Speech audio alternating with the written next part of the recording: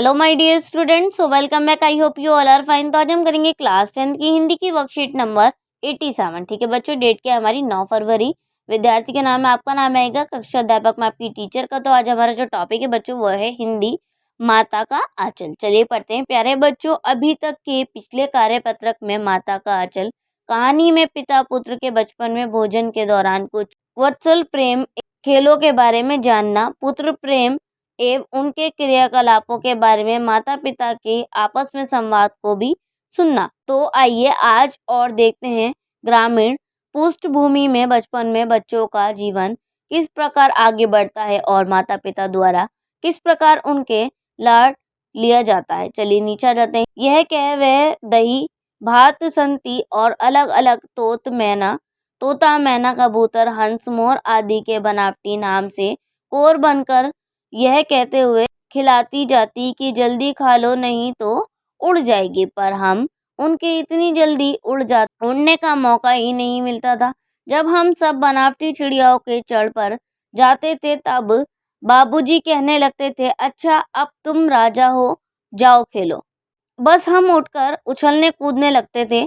फिर रस्सी में बंधा हुआ काठ घोड़ा लेकर नंग घंट बाहर गली में निकल जाते। जब कभी मैया अचानक हमें पकड़ पाती तब हमने लाख झपटने पर भी एक चुल्लू कड़वा तेल हमसे हमारे सर पर डाल ही देती थी।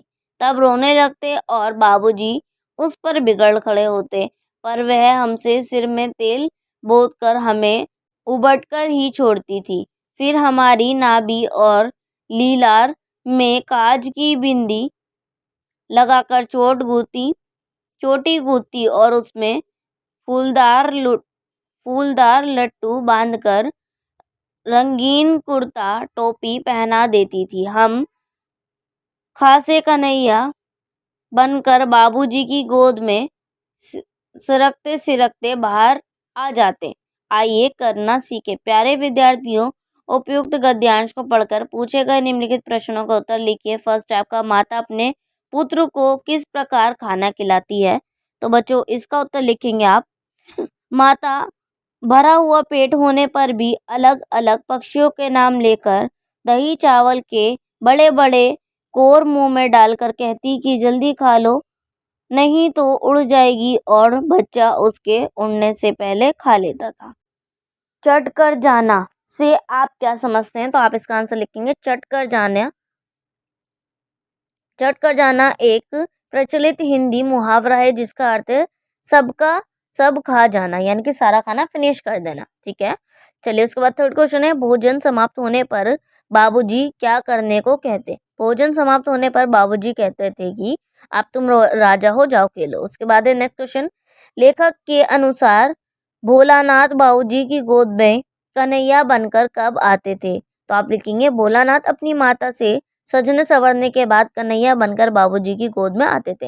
नेक्स्ट क्वेश्चन है, ग्रामीण पृष्ठभूमि और वर्तमान शहरी पृष्ठभूमि के खेल में क्या परिवर्तन आया है, परिवार से बातचीत करके लिखिए। तो आप लिखेंगे ग्रामीण पृष्ठभूमि के खेल खुले में खेले जाते जिसमें आस पड़ोस सभी बच्चे शामिल होते, जबकि शहरों आजकल बच्चों मोबाइल में ही घुसे रहते हैं या इंडोर गेम्स खेलना पसंद करते हैं। ये बात बिल्कुल सही है बच्चों, आप लोगों को भी पता होगा। हम लोग क्या करते हैं, एक दूसरे के घर नहीं जाते, हम अपने फ्रेंड्स से मिलते नहीं। मतलब बाहर मोहल्ले पड़ोस में क्या होता है गाँवों में कि आप मोहल्ले पड़ोस के आपस में ही बच्चे बाहर निकल करके खेलते हैं, बट हमारे यहाँ ऐसा होता है कि हम लोग अपने ही घरों में रहते हैं। मोस्टली हम फोन्स में घुसे रहते हैं या फिर हम आउटडोर गेम्स खेलना पसंद करते हैं।